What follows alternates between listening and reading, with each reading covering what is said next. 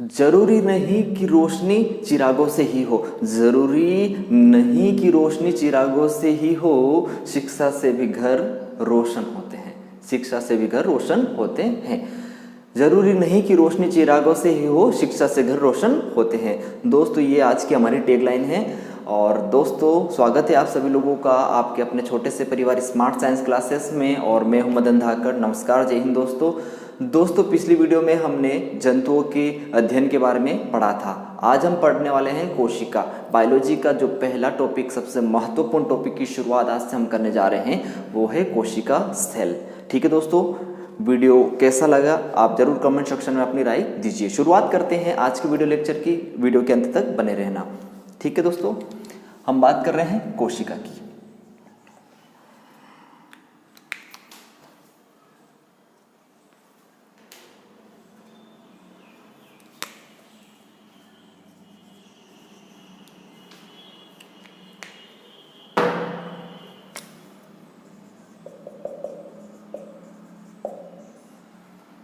कोशिका दोस्तों, कोशिका को कहा जाता है सेल।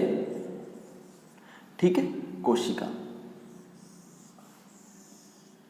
एक लाइन लिख लीजिए सबसे पहले, कोशिका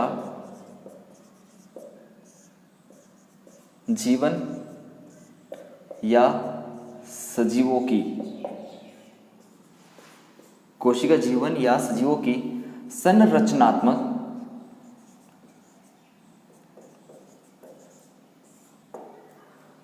क्रियात्मक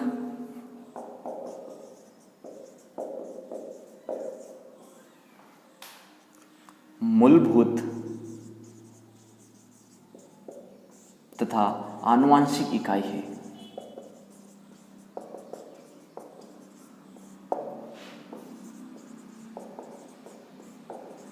ठीक है, कोशिका जीवन या सजीवों की संरचनात्मक क्रियात्मक मूलभूत तथा आनुवांशिक इकाई है। इससे आपको एक बात स्पष्ट होती है कि हमारे जीवन में जो कुछ भी बना हुआ है, हाथ पैर नाक कान गला, जो भी हम चीज़ देखते हैं, जो सजीव हैं, पेड़ पौधे हो गए और जो भी सजीव है जिनको हम अपनी आंखों से देख सकते हैं, उनका निर्माण कहीं ना कहीं किससे हुआ है? कोशिका से हुआ है। ठीक है, तो एक बात लिखी मैंने स्टार्टिंग में, कोशिका जीवन या सजीवों की संरचनात्मक यानी उनका निर्माण करेगा, क्रियात्मक यानी जो भी जीव एक्टिविटी करता है उसके लिए मेन जिम्मेदार कौन है? कोशिका। मूलभूत यानी मेन जो फंडामेंटल यूनिट है वो क्या है? कोशिका। और जेनेटिक यूनिट भी क्या कहलाती है दोस्तों? कोशिका कहलाती है। ठीक है दोस्तों, ये टैग लाइन थी हमारी और इसको आपने पढ़ लिया होगा अच्छे से। फिर बढ़ते हैं थोड़ा सा आगे। देखिए दोस्तों, सबसे पहले मैं कोशिका के बारे में बात करता हूं। कि कोशिका जो शब्द है वो लैटिन भाषा के एक शब्द से निकला है या से मिलकर बना होता है, और उस शब्द का नाम है सेलुला। क्या है? सेलुला। कोशिका शब्द किससे मिलकर बना होता है? सेलुला। सेलुला से ही आया है कोशिका शब्द। और सेलुला किस भाषा का शब्द है? तो आप बोलेंगे लैटिन भाषा, लैटिन लैंग्वेज।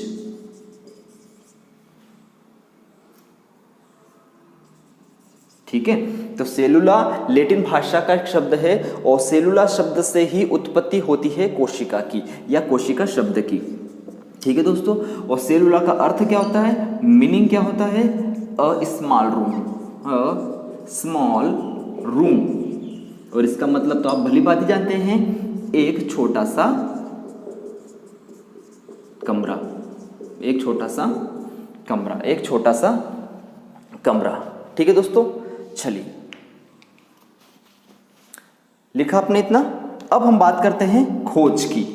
अब हम अगला कार्यक्रम बना रहे हैं इसका, अगली बात समझना है इसकी, खोज, डिस्कवरी, डिस्कवरी। ठीक है, अब खोज की बात करते हैं तो यहां पर दो प्रकार की बातें होती है।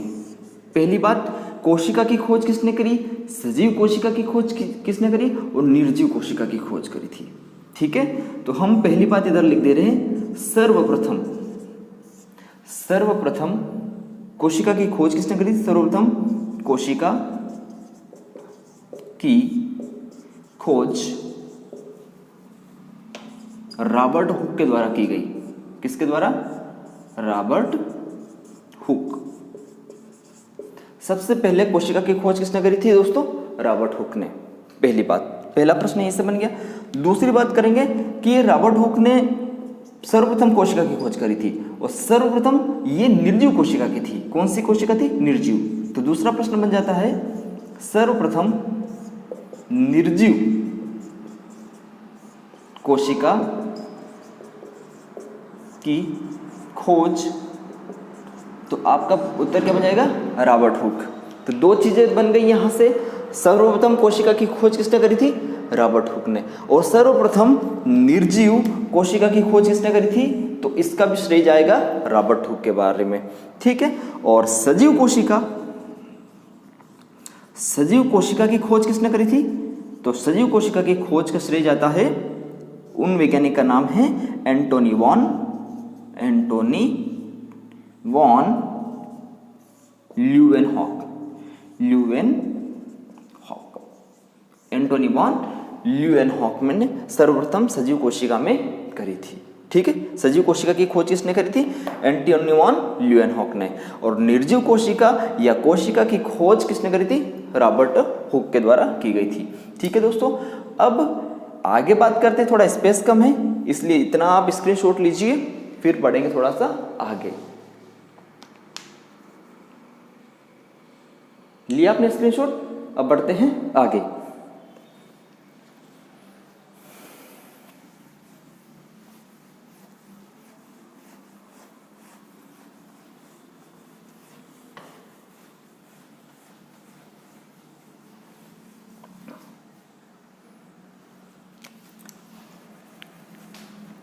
ठीक है।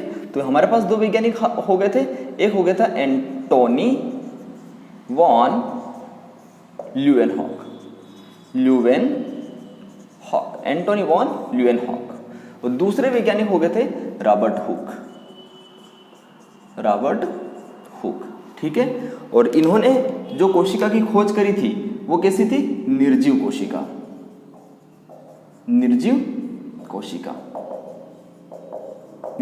की खोज करी थी। और इन्होंने जिन कोशिका की खोज करी थी वो कैसी कोशिका थी? सजीव कोशिका। निर्जीव कोशिका, सजीव कोशिका या जीवित कोशिका।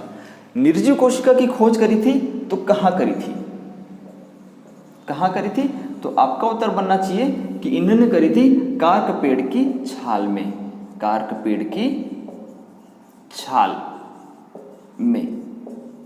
कहां करी थी दोस्तों? कार्क पेड़ की छाल में करी थी निर्जीव कोशिका की खोज। ठीक है। और नाम, उस निर्जीव कोशिका का नाम क्या दिया था? तो कोशिका। ये कोशिका शब्द जो आया ये सर्वप्रथम किसके द्वारा दिया गया था? रॉबर्ट हुक के द्वारा। कोशिका शब्द किसने दिया था? रॉबर्ट हुक ने दिया था। तो रॉबर्ट हुक ने सर्वप्रथम निर्जीव कोशिका की खोज करी थी और कहां करी थी? कार्क पेड़ की छाल में, और नाम दिया था कोशिका। क्लियर दोस्तों? और सजीव कोशिका की खोज किसने करी थी? तो ये एक तालाब में। ठीक है। तालाब में इन्होंने सजीव कोशिका की खोज करी, तो तालाब ऑप्शन में आता है। और उसके बाद इन्होंने नाम क्या दिया था? नाम दिया था एनिमल क्यूल।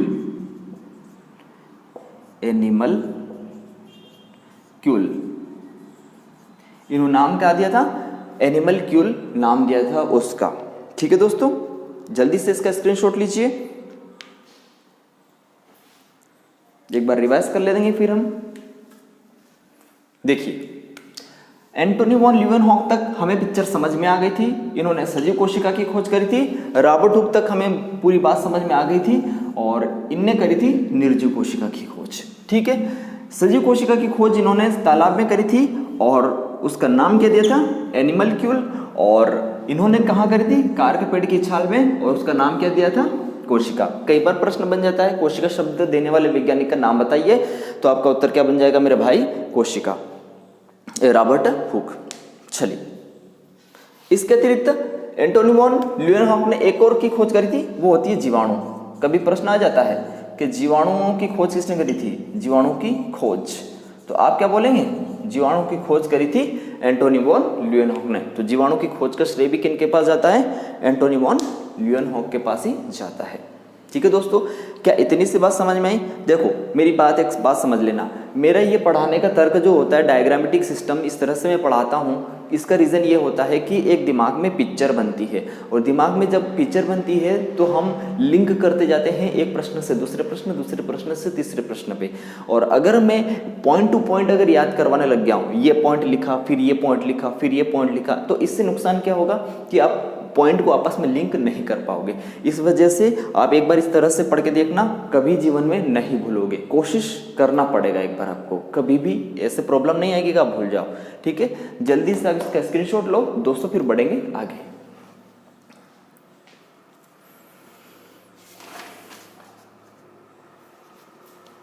ठीक है, चलिए अब बढ़ते हैं आगे।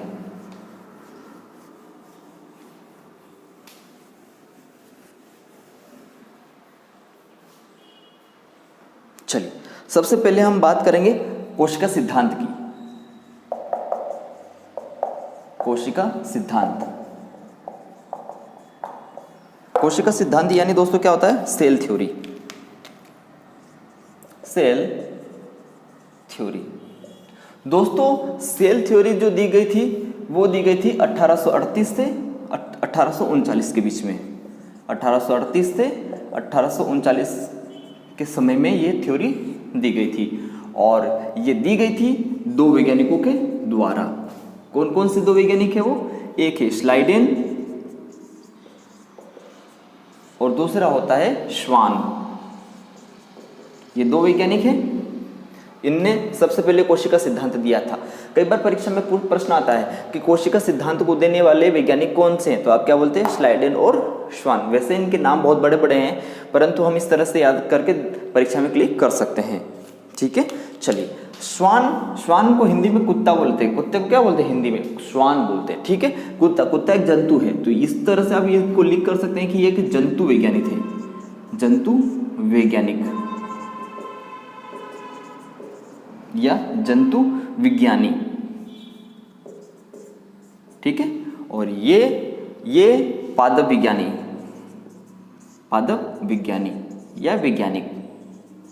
ठीक है, प्राणी विज्ञानी।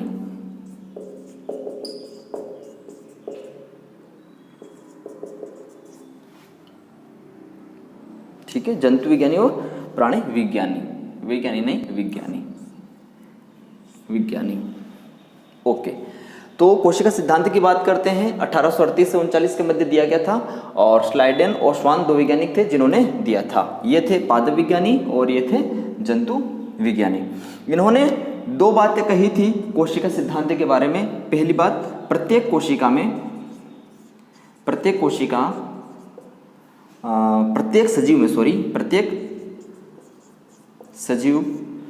सजीव में कोशिका पाई जाती है। प्रत्येक सजीव में क्या पाई जाती है? कोशिका पाई जाती है। प्रत्येक सजीव में क्या पाई जाती है? कोशिका पाई जाती है। देखो, ईच लिविंग हैव सेल्स।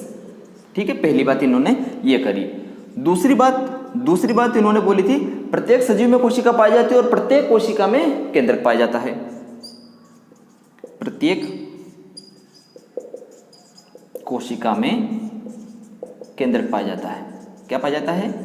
केंद्रक पाया जाता है। प्रत्येक कोशिका में क्या पाया जाता है? केंद्रक पाया जाता है। Each cell have nucleus। ठीक है, प्रत्येक कोशिका में केंद्रक पाया जाता है और प्रत्येक सजीव में कोशिका पाई जाती है। जल्दी से आप इसका स्क्रीनशॉट लो, फिर बढ़ेंगे आगे। कुछ चीजें समझ नहीं आती, कमेंट सेक्शन में जरूर उसको मेंशन करिएगा, मैं उसको समझाने की कोशिश करूंगा।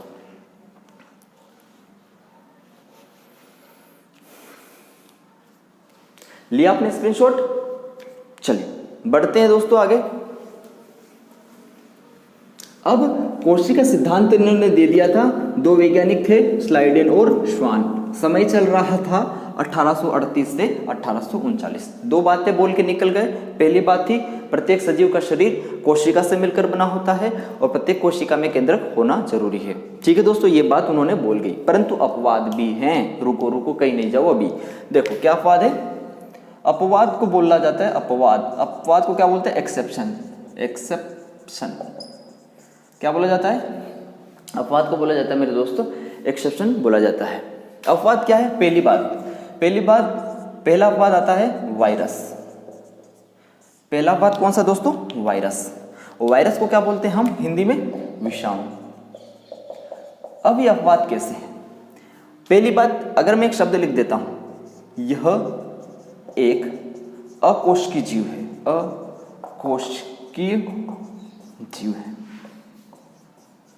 यानी ये तो दिमाग हिलाने वाली बात हो गई।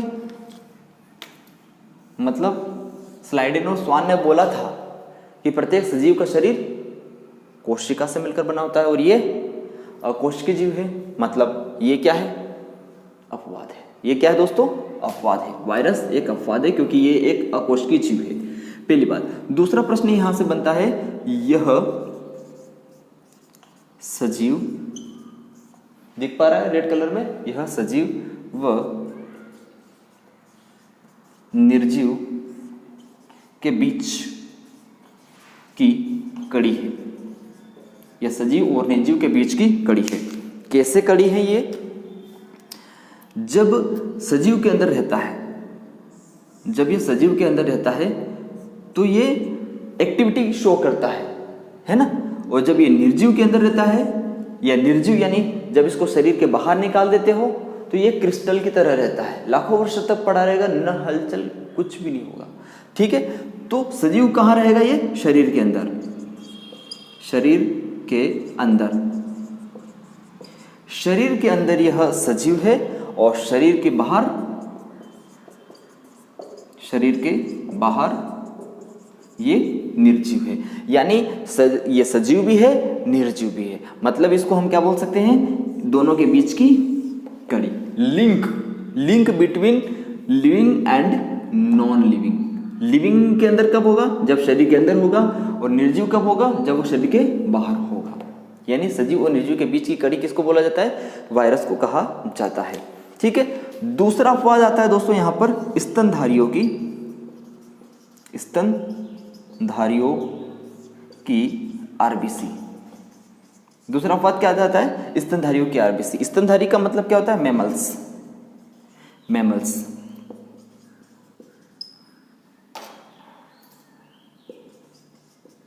ठीक है, ये है मैमल्स।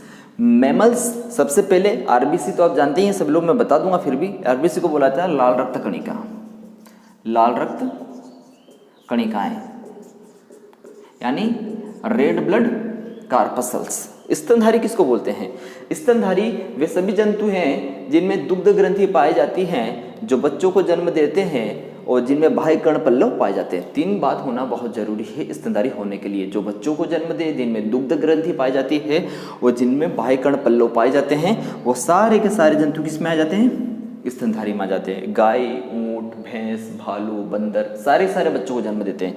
तो ये है स्तनधारी।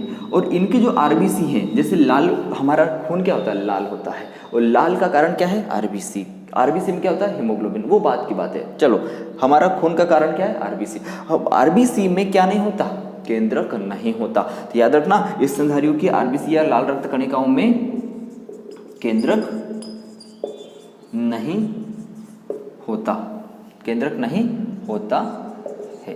तो ये भी अपवाद हो गया, क्योंकि दूसरी बात उन्होंने यही बोली थी कि यदि वह कोशिका है तो केंद्रक होना चाहिए, और ये कोशिका है, ये लाल रक्त कणिका क्या है, एक कोशिका है, पर इसमें केंद्रक नहीं होता है, इसमें केंद्रक दोस्तों नहीं होता है।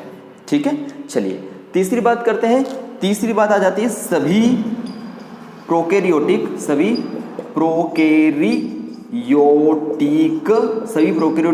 जंतु। ठीक है, अभी एक शब्द नया आया आपके सामने, प्रोकैरियोटिक जंतु। सभी प्रोकैरियोटिक जंतु में केंद्रक अल्प विकसित होता है, अल्प विकसित होता है। ठीक है, आपको क्लियर नहीं दिख रहा होगा, विकसित होता है। मैं एक बार बोल दे रहा हूं, सभी प्रोकैरियोटिक जंतु में केंद्रक अल्प विकसित होता है।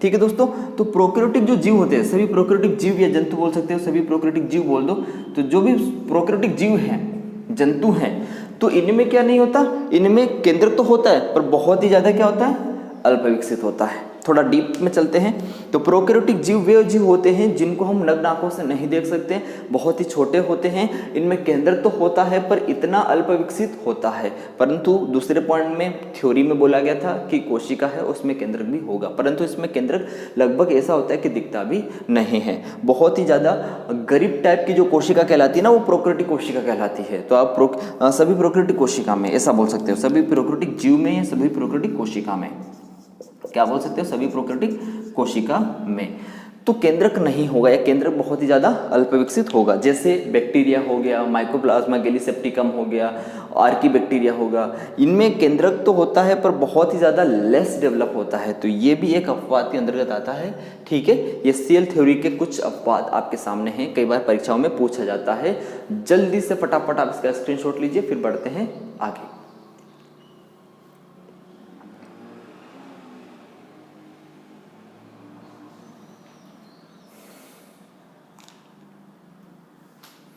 चलिए,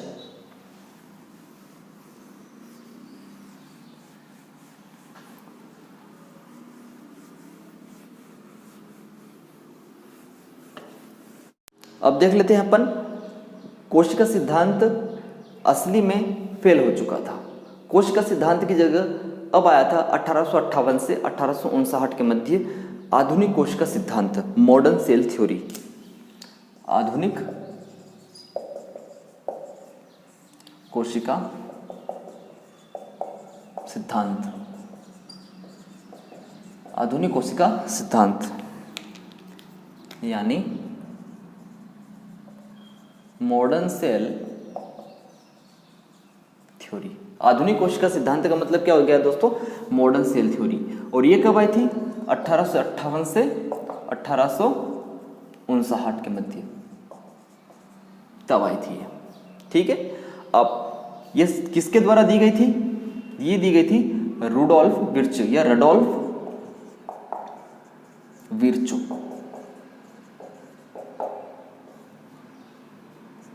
रडोल्फ विर्चो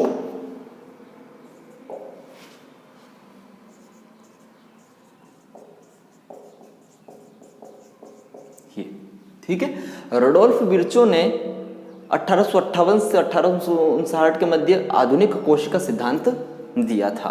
ठीक है, अब ये सिद्धांत था क्या, इन्होंने कहा कि जो पुरानी कोशिका हैं उनसे ही नई कोशिका बनती है।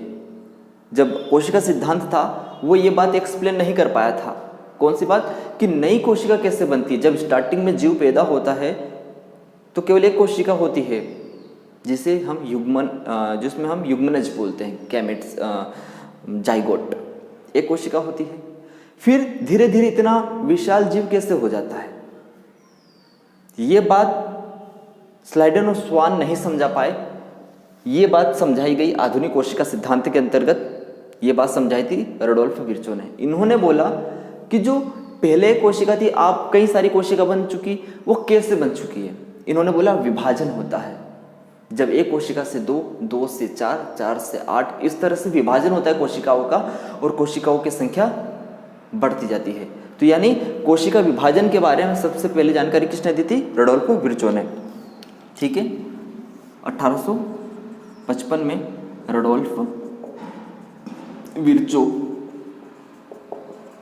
ने कोशिका सिद्धांत के द्वारा, कोशिका विभाजन के द्वारा, कोशिका विभाजन द्वारा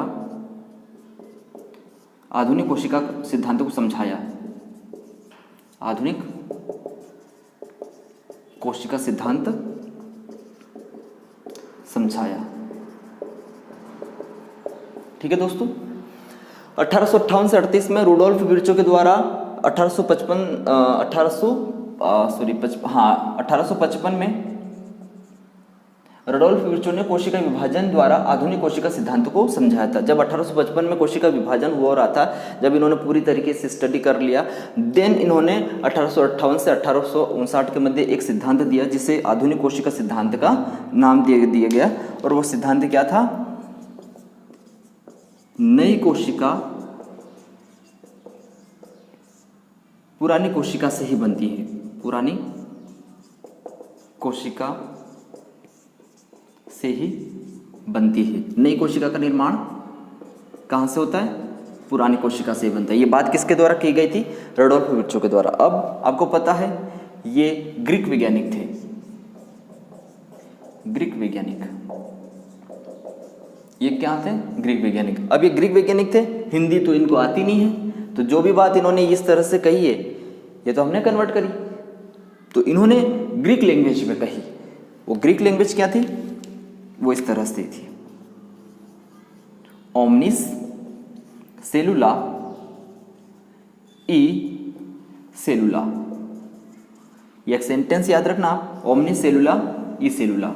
और इसी सेंटेंस का मतलब होता है कि नई कोशिका का निर्माण पुरानी कोशिकाओं में विभाजन के फलस्वरूप ही होता है। ओमनिस सेलुला ई सेलुला। ठीक है दोस्तों, चलिए तो लीजिए इसका स्क्रीनशॉट।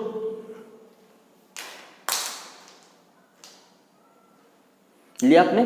चलिए आज आप बताइए आज का सेशन आपको किस तरह से लगा और इसमें और क्या वेरिएशन आ सकते हैं। हालांकि ये सारी चीज़ें आपको बहुत बेहतरीन तरीके से समझ में आ गई होगी और एक भी प्रश्न यहाँ से बाहर नहीं जाएगा। थोड़ा पढ़ने में समय इसलिए लगता है क्योंकि दोस्तों हमने एक प्रॉमिस किया है आपसे कि एक सिंगल क्वेश्चन अगर आपको बाहर से दिख जाता है तो उसकी जिम्मेदारी मेरी। आपको बाहर से नहीं दिखेगा, सब कुछ यहीं से आएगा, तो प्लीज़ कंटिन्यूटी बना के रखें। ऐसा नहीं कि 4 दिन का जोश है उसके बाद कॉपी किताब नई बनाई वो वहीं के वहीं धरी धरी रह गई, ऐसा नहीं करिएगा। आराम से श्रद्धा से बिल्कुल कॉपी लाइए, बनाइए। रफ मटेरियल नहीं है, बिल्कुल फेयर तरीके से बनाइए और डेली मेंटेन करिए अपनी सारी चीज़ों को, तो एक दिन सिलेक्शन आपका हो जाएगा। सिलेक्शन कोई बड़ी बात नहीं है, बस कंटिन्यूटी रखना बहुत बड़ी बात होती है। तो दोस्तों आज हम अपनी क्लास को यही रखते हैं और आगे की बात हम अगली बार करेंगे। तो दोस्तों वीडियो के अंत तक बने रहने के लिए आप सभी लोगों का बहुत बहुत शुक्रिया। धन्यवाद। जय हिंद, जय भारत।